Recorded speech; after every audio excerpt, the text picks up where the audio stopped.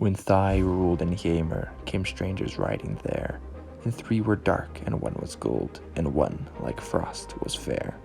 Fair was she, and fatal as fair, and cursed who gave her ear. Now men are few and wolves are more, and the winter drawing near. Hello and welcome to Liam's Lyceum. I am your host Liam, aka Himvar. Today I'll be doing a spoiler-free review of CJ Cherryh's Gate of Ivrel.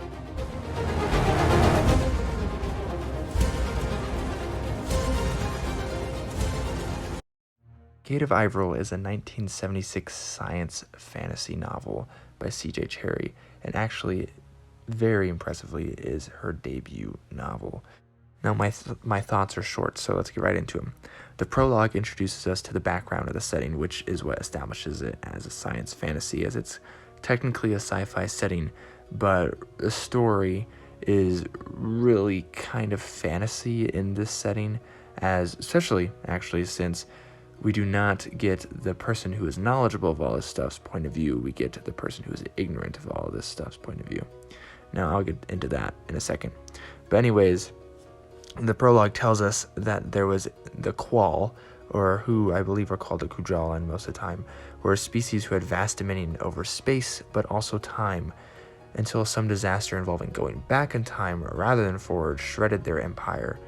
Now, a remnant of their science is left over, and that is really all that is left is the gates.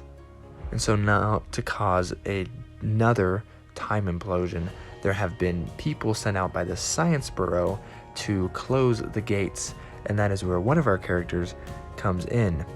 Now, there are 2 main characters, and the first one we're really introduced to with like a proper introduction is Vanye of the Knee, known for honor and prowess in battle and horsemanship, but Vanye is also Chia from his mother's blood, making him rash, volatile, and artistic.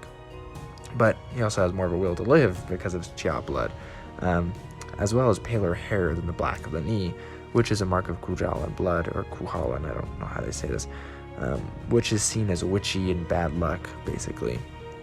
Now, the other character, of course, is Morgaine. This is the first book in the Morgaine cycle, which there are 4 books, if you're curious. Now, she is... how do I say this? She is seen as cursed, essentially, and bad luck. The history that is gone over at the very beginning of the novel tells us that several thousand men died when they rode with her in about a century past. Now, she is not present, but there is a riddle saying that she will be reawoken at her tomb, Morgaine's tomb. She's essentially in stasis, but not really at the same time. It's really just kind of like a skip in time that's kind of explained. It's interesting because when she comes back, she realizes she has failed, and all of the people who rode behind her to war are dead, and their peoples are essentially crushed under Thai still. And Thai is sort of the bad guy here. It's actually quite interesting. Also, she has a gnarly sword that is somewhat like Stormbringer, Elric's Stormbringer, and there is overall a rather melancholy feel to this. So mix that with her white hair, and this is very much in the vein of Moorcock's Elric, which is fine.